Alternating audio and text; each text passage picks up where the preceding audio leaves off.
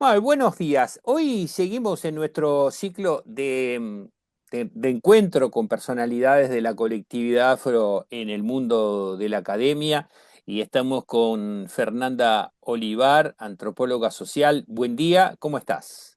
Buen día, ¿cómo te va, Saban?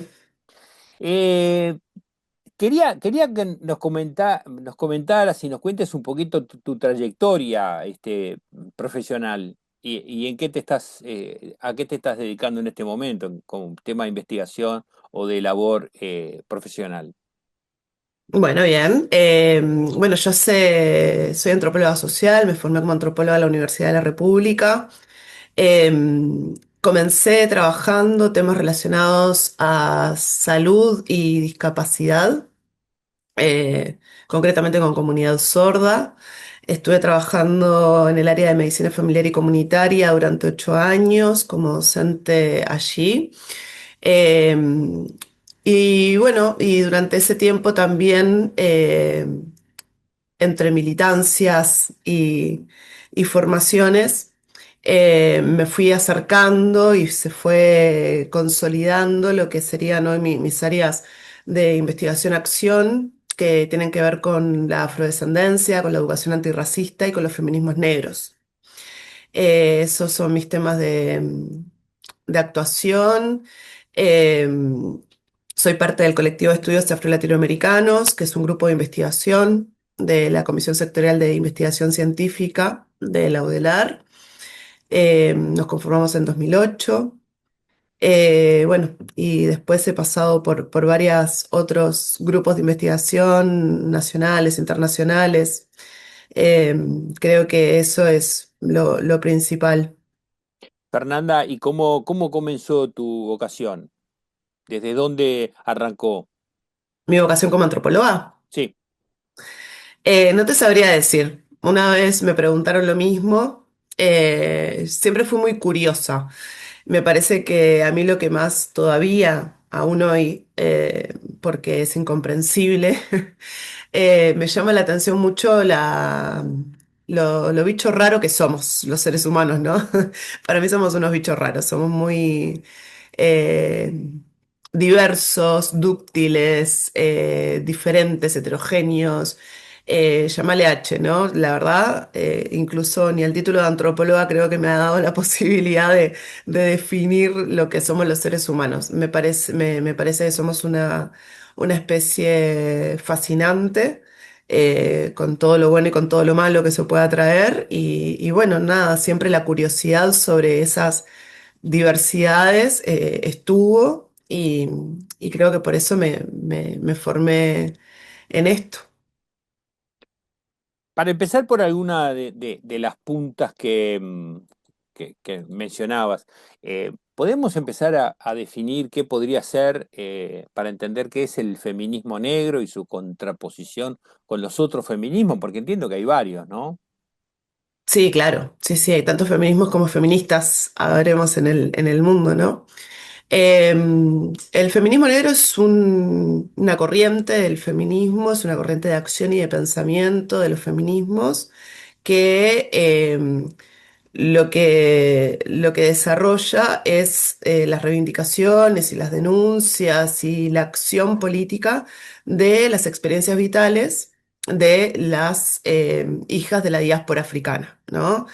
Eh, para mí eso es importante, pensar en el feminismo negro, no restringido a lo que es el territorio de Estados Unidos, ¿no? Que por lo general se suele como asociar directamente a veces feminismo negro, afrofeminismo con ese lugar del mundo, porque bueno, cuenta con mucha popularidad y son también...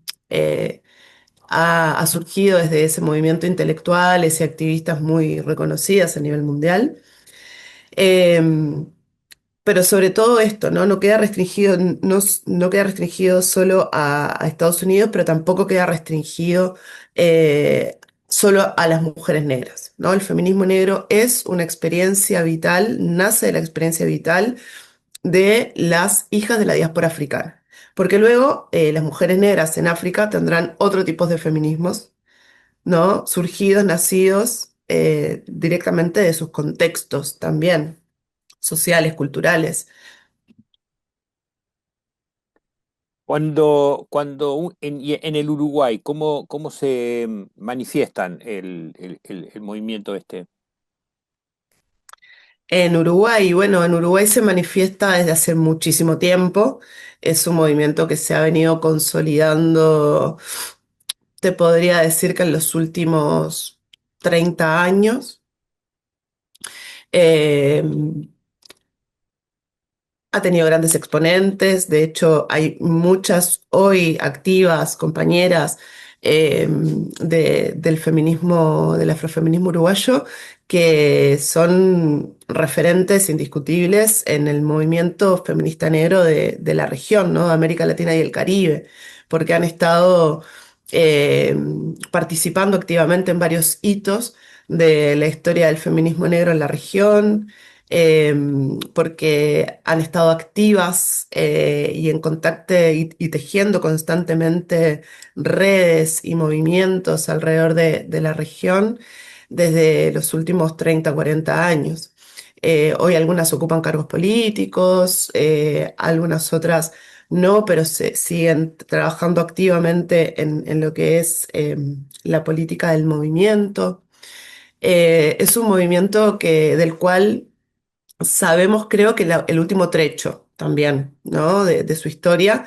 Es un movimiento con larga data en nuestro territorio, en nuestro país, que siempre estuvo muy presente en las cuestiones importantes de la historia nacional. Pienso, por ejemplo, en las compañeras de ese grupo de intelectuales de principios del siglo XX, ¿no? Maruja Pereira, eh, y otras que, alrededor de nuestra raza, de la revista Nuestra Raza, tenían trabajaban como editoras de ciertas secciones de la revista, de forma un poco secundaria quizás, a la sombra, ¿no? De los hombres que llevaban adelante la revista, la publicación, pero además de ser editoras, tenían la importante labor de liderar espacios eh, como el Comité contra la Guerra y el Fascismo, por ejemplo, eh, o de haber sido dentro de un congreso de mujeres por allá por los años 30 más o menos, de haber sido quienes pusieron la piedra fundamental para que se fundara la primera asociación de empleadas domésticas, ¿no? Donde ya las mujeres afro estaban de alguna manera sobre representadas en esa labor, ¿no? Donde la división racial del trabajo ya estaba sobre representada en esa labor. Y así con muchas otras hitos, ¿no? De la historia nacional. El- Vamos ahora al otro de los puntos que mencionaba, que es el tema de la educación antirracial. ¿Cuáles son los elementos que han detectado así a vuelo de pájaro en la educación formal uruguaya que tienen todavía vestigios de un trabajo, de una ideología racista? La pedagogía, los contenidos, eh, la didáctica. Te podría nombrar todas las dimensiones de la educación. Todo el Empecemos por sistema, algunas, para ejemplificar algunas. todo el sistema está embebido de una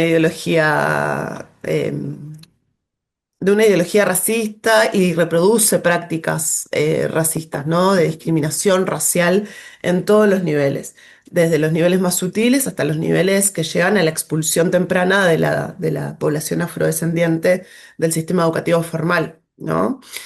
Eh, por nombrarte algunas, bueno, yo creo que si mirás el sistema educativo formal en Uruguay, los tres subsistemas, primaria, secundaria y terciaria, tienen una expresión, se caracterizan por desarrollar en mayor medida alguna de estas expresiones, ¿no? De prácticas de discriminación racial. Eh, Principalmente en primaria lo que vemos es que hay, bueno, primero que no hay formación de los y las maestras en lo que respecta a la afrodescendencia. Eso corre para todo el sistema de educación, ¿no?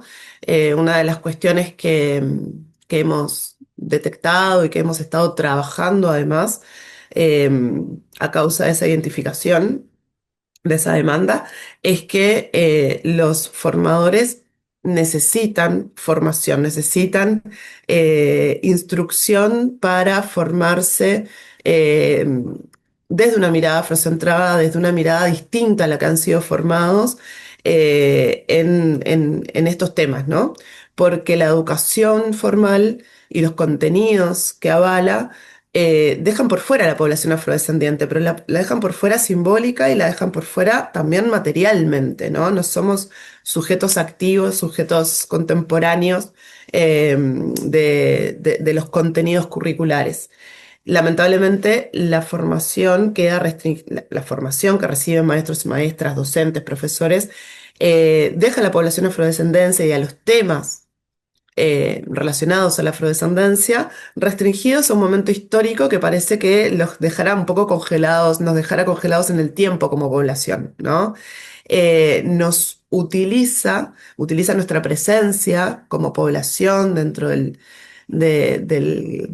la demografía nacional, dentro de la historia, dentro de los procesos, eh, nos utiliza de forma instrumental, ¿no? No estamos siempre presentes, sino que estamos presentes en los momentos históricos, dentro de hitos históricos, dentro de procesos y de formas tales que se legitima una narrativa hegemónica, una narrativa única en donde el rol, la función de las poblaciones afro siempre vuelve a quedar como restringida en el tiempo, ¿no? Entonces, eso hace que a través de la formación que hoy en día reciben nuestros docentes, maestros, profesores, eh, les sea muy difícil a ellos pensar en cómo transversalizar la cuestión de la afrodescendencia, ¿no? Cómo trabajarlo más allá de lo histórico, cómo trabajarlo más allá de la música, más allá de como cuestiones en donde se nos esencializa como población, ¿no? Porque es ahí donde podemos aparecer y no en otros lugares. Esa es una primera cuestión y tiene que ver con los contenidos, tiene que ver con la didáctica y tiene que ver con la pedagogía, ¿no? Todo junto. Al mismo tiempo, también todo eso tiene una manifestación en el estudiantado cuando el estudiantado recibe eso que se le transmite de esa manera, ¿no? Que impacta directamente en la posibilidad de identificarse positivamente con su identidad étnico-racial, que impacta negativamente en su autoestima, que impacta negativamente en la forma en que eh, empieza a ser visto y se relacionan sus pares, por ejemplo, con ese estudiante, ¿no? Genera, es muy difícil de transmitir esto cuando es como una vivencia tan subjetiva, pero al mismo tiempo tan colectiva, ¿no? O sea, si yo te digo que uno de cada 10 gurises que terminan la escuela, tres terminan el ciclo básico y uno termina el bachillerato, ¿no? Termina la secundaria. En ese interín de desafiliación, en ese interín de desaparición del estudiante en el sistema educativo, pasa todo esto, ¿no? Pasa que hay cuestiones económicas, materiales, de sobrevivencia, de supervivencia, de la familia, del estudiante. Pasa que las condiciones sociales en que está sumergido el estudiante no lo sostienen en el sistema educativo por diferentes razones. Pasa que el tránsito, una vez que estás dentro, para mantenerte dentro del sistema educativo, en el cotidiano es muy hostil. A ver, y a ver, co- en qué es hostil? A ver. En esto que te digo, ¿no? En las formas en que los pares se relacionan contigo, en las formas en que las instituciones no están preparadas no, porque se niegan y hay resistencia, ¿no? A formarse, a seguir, por ejemplo, los protocolos, ¿no? De denuncia, de acción contra el racismo.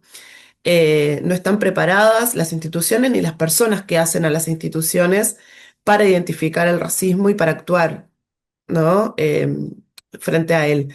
Entonces, los estudiantes quedan desamparados cuando experimentan discriminación racial y lo comentan a las autoridades de los centros educativos. No hay respuesta. Y esa no respuesta es un racismo institucional, inconsciente, involuntario, muchas veces, ¿no? Pero se debe y está sostenido en la resistencia que tienen nuestras instituciones, que bajo la idea de que son instituciones laicas, gratuitas, públicas, ¿no? Abiertas, eh, un poco se vuelve a reproducir esta idea de la meritocracia, ¿no? Acá están quienes quieren y estar, quienes hacen todo para estar y no se dan cuenta que son a veces reproductores inconscientes, involuntarios del racismo y que al no ampararse a los protocolos, a las formas de actuación en contra o para antes que en contra deberíamos de decir para disminuir o para erradicar, ¿no?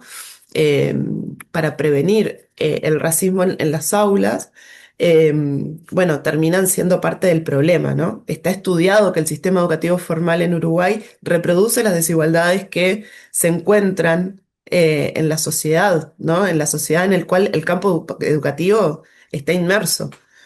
Eh, y eso para mí es un debe todavía muy grande que tenemos para con la población afro pensar en eso, ¿no? Pensar en cómo el sistema educativo expulsa al estudiantado afro, pensar por qué en tercero de liceo, que son es- plena adolescencia, 15 14 años de los gurises, eh, es el cuello de botella más grande que tenemos, ¿no?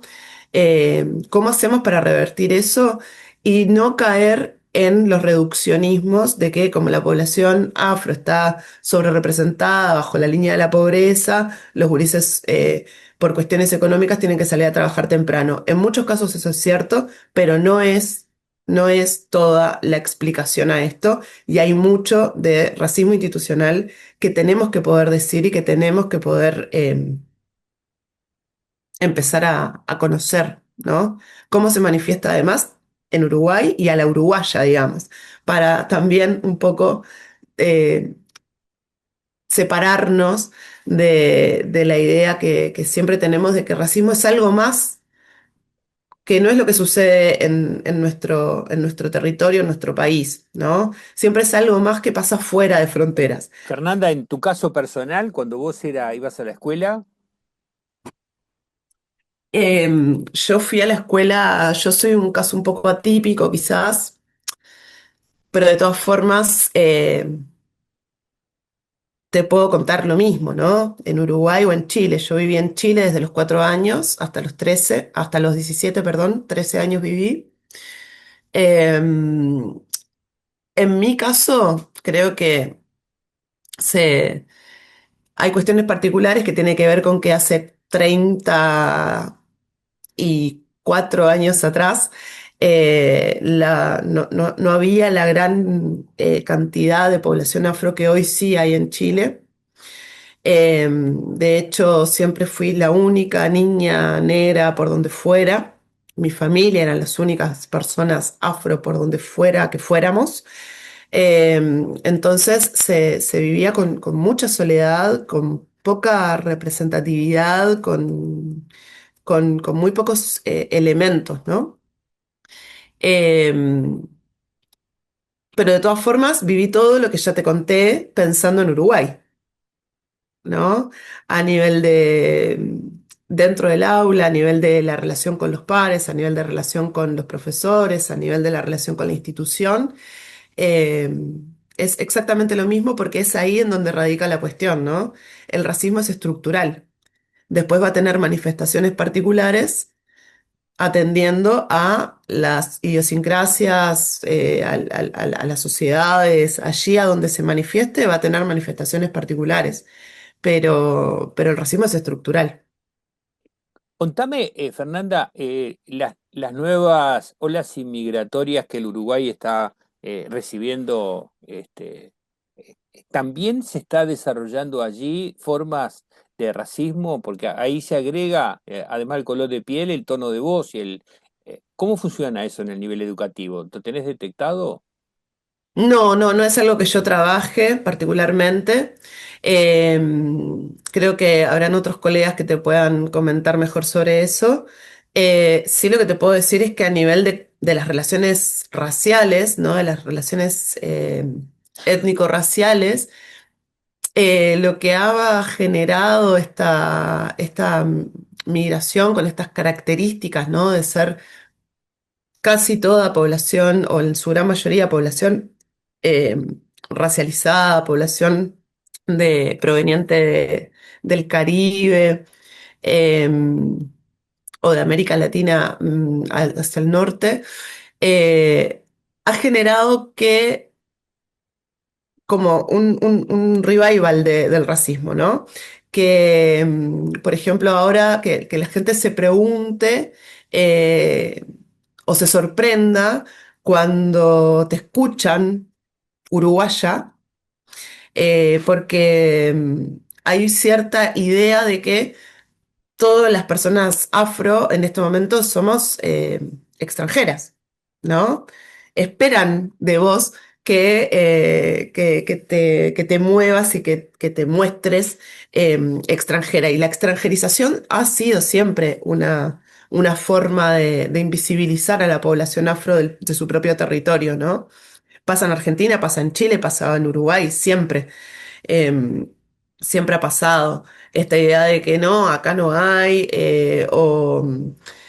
si hay, bueno, tienen, ¿no? Siempre con un pero. La extranjerización ha sido siempre, pero bueno, la extranjerización creo que ha tenido como un revival, una forma de 2.0 de manifestarse en esos momentos a raíz de la migración. Y así con otras cosas también, ¿no? En muchas de las denuncias de la población afro-uruguaya no son totalmente compartidas por las poblaciones afro provenientes de otros territorios, ¿no? Por ejemplo, eh, el que se nos denomine afrodescendientes, ¿no? Hay poblaciones negras que utilizan y se autodenominan, se autollaman negros y negras con la misma reivindicación, bajo la misma reivindicación política o bajo el mismo argumento político que utilizamos las poblaciones afro-uruguayas, ¿no? Como una identidad política y como una forma de querer llamarnos, autodenominarnos a nosotros mismos. Porque las categorías raciales también son contextuales, son situadas y van a depender de los procesos que se hayan vivido en cada territorio, ¿no? Entonces, por ejemplo, las poblaciones dominicanas o haitianas, ¿no? Entre ellos, a pesar de compartir la isla y mucho del proceso histórico, no se llaman de la misma manera, ¿no? Para los dominicanos, los negros son los haitianos. Y los dominicanos casi no utilizan el término afrodescendiente, ¿no? Y eso pasa mucho en varias partes del Caribe. Y bueno, y cuando nos encontramos en un mismo lugar, en este caso en Uruguay, la población afro-uruguaya hemos venido trabajando y ha sido activa participante para acuñar, para desarrollar el término afrodescendencia desde 2001, ¿no? En el plan de acción de Durban. Entonces, claro, hace 20 y pico de años que venimos pregonando, tratando de llevar este concepto y esta terminología a la población, pero también al área de las políticas públicas, ¿no? Del Estado uruguayo. Y bueno, y ahí hay cuestiones entonces que entran que chocan, ¿no? Que chocan porque hacen a los procesos bajo los cuales hemos estado las poblaciones que son distintos y que responden a nuestros propios lugares de, de existencia. no es lo mismo el proceso de Uruguay que el proceso en América del Sur, ¿no? Que el proceso de un estado caribeño. Fernanda, ha sido fantástico el encuentro contigo, te agradezco todo lo que hemos aprendido y vamos a seguir en contacto. Bueno, buenísimo, muchas gracias, fue un gusto también. Chao, que pases lindo. Hasta luego.